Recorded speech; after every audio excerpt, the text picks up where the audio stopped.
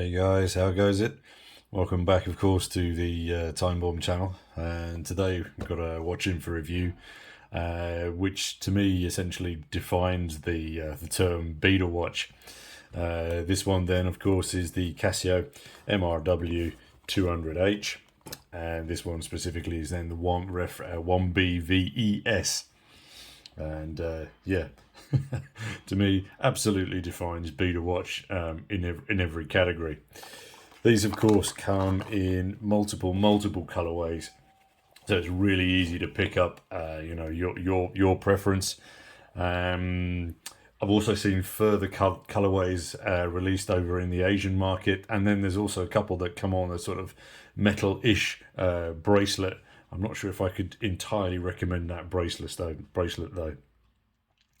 Let's just zoom in a fraction there and see the watch a little better. So, important details. So the price. I got this one from Argos. It's like a Walmart in the UK, I guess, and it was on sale for £13 only. They normally sell it at £19, and it was in the sale. So yeah, woohoo! I got nearly a whole third off. I think that this particular range was released back in, 2011? But if you know otherwise, please do feel to correct me. Let's drop into some key specs while we're looking at this. So it's 45 mils across, 45.5 mils across, and that's including that little crown over here. It then sits on 48 mils only, north to south. It's 11.5 mils deep. These lugs then are 22. Okay, the strap is that aspect there is 22. That aspect in the center is not 22. Up top, though, Casio described this as resin glass, as you can see here, and clearly emphasising the shatter resistance as opposed to the scratch resistance. So definitely keep those tubs of polywatch to hand, and don't wear your best sandals. The watch itself then obviously has 100 meters worth, as you can see advertised on there, 100 meters worth of watery goodness. And the odd thing about it, more than anything, is that it only weighs 39 grams, which makes it absolutely vanish on wrist. You really forget that you're wearing it. It's that light. You've then got approximately 3 years worth of battery life. I mean, there aren't massive functions on this, so yeah, you don't have a huge drain on the battery. It's possibly, because my usual watch favourites are a little bit more chunkers. Let me just throw this one on wrist for you so you can see what I'm talking about. As I say, this the Bourion steel weighs a hell of a lot more than those 39 grams. But so yeah, it does feel very odd on wrist. 1 second, let's just buckle up. So yeah, it fits. I mean, very well indeed. It sits comfortably, very flush to the wrist. There's no protrusions or blocks or things sticking out whatsoever. Nice low profile. The lugs themselves, whilst not massively curved, as I say, it just hugs really nicely, and it's so ridiculously lightweight. You really can't feel that it's on there at all. I'm wondering if to me it kind of lacks a little bit of presence as a result, and I'm wondering perhaps if a heavier strap might change my perception up a little bit. But it's a basic, no frills budget beater that has been a solid success for Casio, and a watch that I've seen people use in quite different environments. I used to be a motorbike nutter and had friends here in the UK who used to attach these MRWs to their bikes, for example, on the handlebars. Alternatively, I'd see them affix them externally, on clothing. So simply then that they don't need to deglove in order to be able to check the time. That's for the old school of those of us who rode bikes that didn't have clocks on them. That's all seemed to have changed now. It seems that idea of putting the watch on the outside of a suit of some description, may have been borrowed from others who had a similar idea. I can't vouch for the veracity of these images, and one would assume that nowadays, NASA trainees have got a slightly different option in place. as I was referencing those lugs, essentially, I mean, there aren't really sort of lugs on this. They just basically sort of mold down here, and the space inside, as you can see here, space inside there to get, say, for example, a NATO through that gap is going to be really tough. So I'm not quite sure if I were to keep this, what would happen in that sense. Another thing to bear in mind is, have a little look here. Where is it?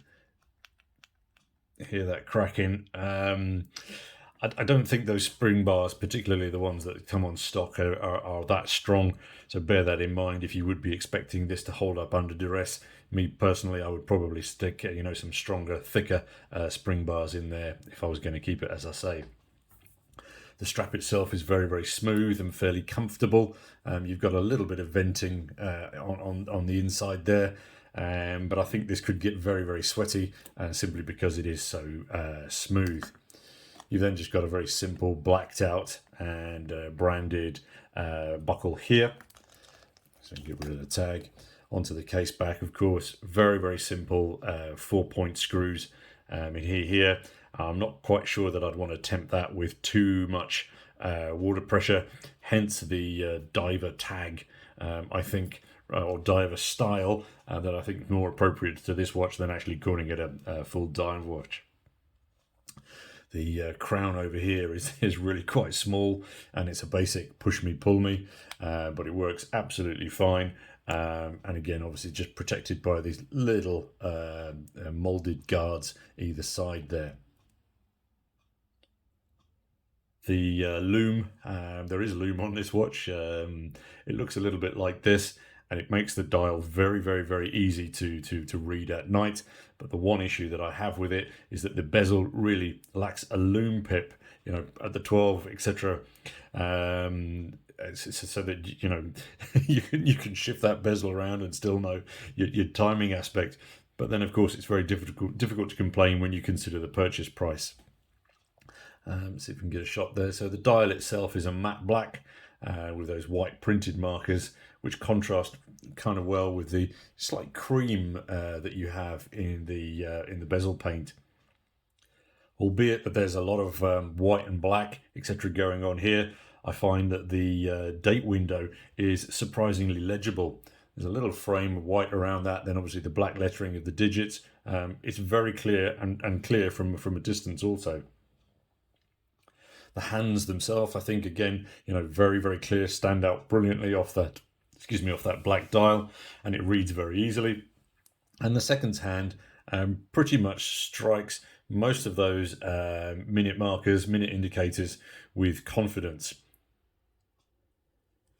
If we were to say compare it to our regular and well-known friend, the MDV 106, it's a little bit harsh to compare it, obviously, because that blue sunburst on this one here is just an absolute winner.